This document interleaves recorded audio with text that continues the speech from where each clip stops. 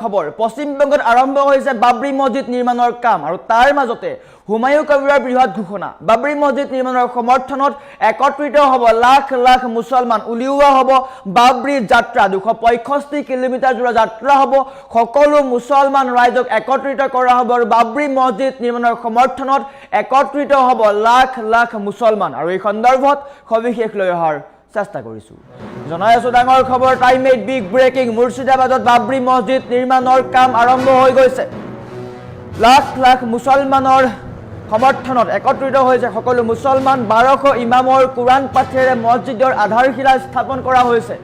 আৰু মছজিদ নিৰ্মাণত একত্ৰিত হ'ল লাখ লাখ ধৰ্মপ্ৰাণ মুছলমান আৰু তাৰ মাজতে হুমায়ুন কবিৰৰ বৃহৎ সিদ্ধান্ত বা বৃহৎ ঘোষণা হুমায়ুন কবিৰৰ বৃহৎ ঘোষণাৰ পিছতে সকলো একত্ৰিত হোৱা দেখিবলৈ পোৱা গৈছে আৰম্ভ হ'ব 265 কিলোমিটাৰ জোৰা বিশাল বাবৰি যাত্ৰা প্ৰতিগৰাকী মুছলমানক একত্ৰিত কৰিব পলাশীৰ পৰা ইটাহাৰলৈ চলিব মছজিদ নিৰ্মাণৰ সজাগতা অভিযান আৰু তাৰ কাৰণে প্ৰতিগৰাকী মুছলমান ৰাইজক একত্ৰিত হোৱাৰ আহ্বান কৰিছে উচ্চতম ন্যায়ালয়ৰ নিৰ্দেশনা মানি নিৰ্মাণ হ'ব বাবৰি মছজিদ বাবৰি যাত্ৰাৰ জৰিয়তে গঢ়ি তোলা হ'ব শক্তিশালী জনমত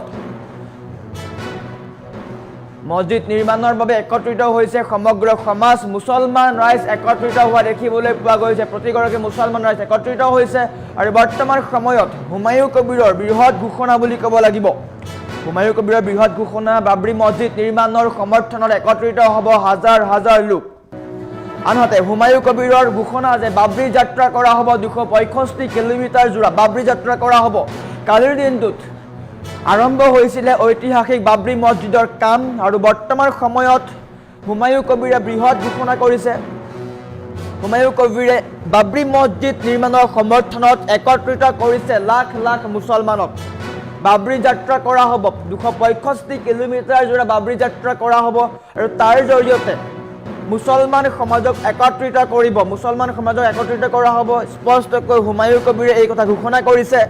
আৰু ইয়াৰ মাজতে পশ্চিমবংগৰ ৰাজধানীত বৰ্তমান তুলপাৰ লগা দেখিবলৈ পোৱা গৈছে পশ্চিমবংগৰ বিধানসভা নিৰ্বাচন সমাগত আৰু তাৰ মাজতেই এই দৃশ্য দেখিবলৈ পোৱা গৈছে একত্ৰিত হৈছে লাখ লাখ মুছলমান কালিৰ দিনটোত লাখ লাখ মুছলমান একত্ৰিত হৈছিলে আৰু বৰ্তমান সময়ত বিৰোধীয়ে এই মন্তব্য আগবঢ়াইছে বাধা আৰোপ কৰিছে বাবৰি মছজিদ নিৰ্মাণত কিন্তু হুমায়ুন কবিৰৰ বৃহৎ ঘোষণা বাবৰি মছজিদ নিৰ্মাণৰ কাৰণে বাবৰি যাত্ৰা উলিওৱা হ'ব য'ত লাখ লাখ মুছলমানে সমৰ্থন কৰিব কালিৰ দিনটো তেনেকৈ আৰম্ভ হৈছিলে বাবৰি মছজিদ নিৰ্মাণৰ কাম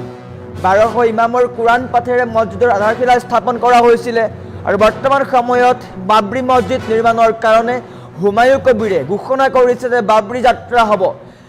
দেশৰ সকলো মুছলমানক একত্ৰিত কৰিব এই যাত্ৰাৰে দেশৰ মুছলমানক শক্তিশালী ৰূপত দেখিবলৈ পোৱা যাব আৰু বৰ্তমান সময়ত সকলো মুছলমান সাজু হৈছে বিশেষকৈ ধৰ্মপ্ৰাণ মুছলমান ৰাইজ সাজু হোৱা দেখিবলৈ পোৱা গৈছে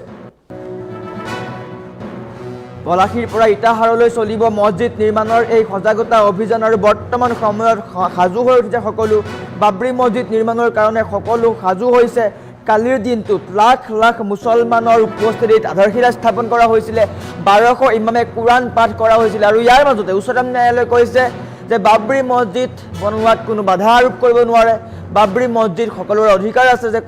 সকলোৱে বনাব পাৰে আৰু তাৰ মাজতে হুমায়ুন কবিৰৰ বৃহৎ ঘোষণা হুমায়ুন কবিৰে স্পষ্ট কৰিছে যে বাবৰি মছজিদ নিৰ্মাণ হ'বই আৰু ইয়াৰ কাৰণে ইয়াৰ সমৰ্থনত উলিওৱা হ'ব বাবৰি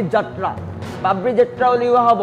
ৰাজপথত সকলো মুছলমানক একত্ৰিত কৰিব আৰু সকলো মুছলমানক একত্ৰিত কৰি উলিওৱা হ'ব বাবৰি যাত্ৰা যাৰ জৰিয়তে বাবৰি মছজিদ নিৰ্মাণৰ সহায়ক হ'ব আৰু মুছলমানৰ একত্ৰা দেখি সকলোৱে ভাবিব যে নিশ্চয়কৈ বাবৰি মছজিদ নিৰ্মাণ হ'ব আৰু এনেকৈ হুমায়ুন কবিৰৰ এই ঘোষণাৰ পিছতেই সাজু হৈছে লাখ লাখ মুছলমান বাবৰি মছজিদ নিৰ্মাণৰ সমৰ্থনত ওলাই আহিছে সকলো মুছলমান যাত্ৰা হ'ব 265 কিলোমিটাৰ জোৰা যাত্ৰা হ'ব য'ত মুছলমান ৰাইজ একত্ৰিত হ'ব আৰু বৰ্তমান সময়ত এটা গুৰুত্বপূৰ্ণ খবৰ আৰু হুমায়ুন কবিৰৰ এই ঘোষণাৰ পিছতেই পশ্চিমবংগত বৰ্তমান সময়ত তুলপাৰ লাগিছে বিশেষকৈ পশ্চিমবংগৰ ৰাজনৈতিক প্ৰেক্ষাপটত তুলপাৰ লগা দেখিবলৈ পোৱা গৈছে মুছলমান সমাজৰ একতা দেখি চিন্তিত হৈ পৰিছে তৃণমূল কংগ্ৰেছ কিয়নো বিধানসভা নিৰ্বাচন সমাগত পশ্চিমবংগৰ বিধানসভা নিৰ্বাচন সমাগত তাৰ মাজতেই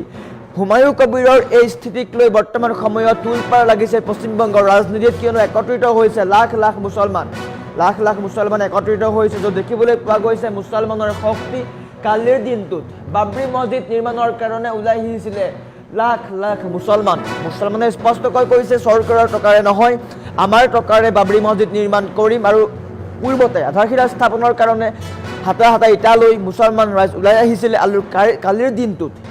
এনেকৈ কোটি কোটি মুছলমান ওলাই অহা দেখিবলৈ পোৱা গৈছিল। আৰু বৰ্তমান সময়ত হুমায়ুন কবিৰে বৃহৎ ঘোষণা কৰিছে, স্পষ্ট কৰিছে যে বাবৰি যাত্ৰা কৰা হ'ব, মুছলমান ৰাইজক একত্ৰিত কৰি বাবৰি যাত্ৰা কৰা হ'ব, যাৰ জৰিয়তে মুৰ্ছিদাবাদত যি বাবৰি মছজিদ বনি আছে তাত সমৰ্থনৰ কৰা লোকৰ সংখ্যা বৃদ্ধি পাব। আৰু বৰ্তমান সময়ত এক মজবুত ভেটি তৈয়াৰ কৰিছে হুমায়ুন কবিৰে, পশ্চিমবংগত এক মজবুত ভেটি তৈয়াৰ কৰিছে হুমায়ুন কবিৰে, লাখ লাখ মুছলমানক একত্ৰিত কৰি এক সমাজ গঠন কৰিছে, বাবৰি মছজিদ নিৰ্মাণ কৰিছে। পোনপটীয়াকৈ হুংকাৰ দিছে তৃণমূল কংগ্ৰেছ সমান্তৰালকৈ বিৰোধী পক্ষক। আৰু এনেকৈ পশ্চিমবংগৰ ৰাজনীতি দেখিবলৈ পোৱা গৈছে এক অস্থিৰতা। বিধানসভা নিৰ্বাচনৰ প্ৰাক্ষণৰ বৰ্তমান সময়ত পশ্চিমবংগৰ ৰাজনীতিত তোলপাৰ লাগিছে হুমায়ুন কবিৰৰ এই সিদ্ধান্তৰ পিছতেই বা হুমায়ুন কবিৰৰ এই ঘোষণাৰ পিছতেই পুনৰ এবাৰ চিন্তিত হৈ পৰিছে পশ্চিমবংগৰ চৰকাৰ, কিয়নো বিধানসভা নিৰ্বাচন সমাগত। আৰু বিধানসভা নিৰ্বাচনত মুছলমান ভোটাৰৰ কিন্তু প্ৰাধান্য থাকিব নিশ্চয়কৈ। আৰু বৰ্তমান সময়ত হুমায়ুন কবিৰে যি সিদ্ধান্ত গ্ৰহণ কৰিছে, বাবৰি মছজিদ বনাই যি চমক দেখুৱাইছে, তাক লৈ কিন্তু চিন্তিত হৈছে পশ্চিমবংগ চৰকাৰ। বাবৰি মছজিদৰ কাৰণে ওলাই আহিছে লাখ লাখ মুছলমান, একত্ৰিত হৈছে লাখ লাখ মুছলমান, আৰু যাত্ৰা আৰম্ভ হ'ব 265 কিলোমিটাৰ যাত্ৰা আৰম্ভ হ'ব, য'ত একত্ৰিত হ'ব লাখ লাখ মুছলমান।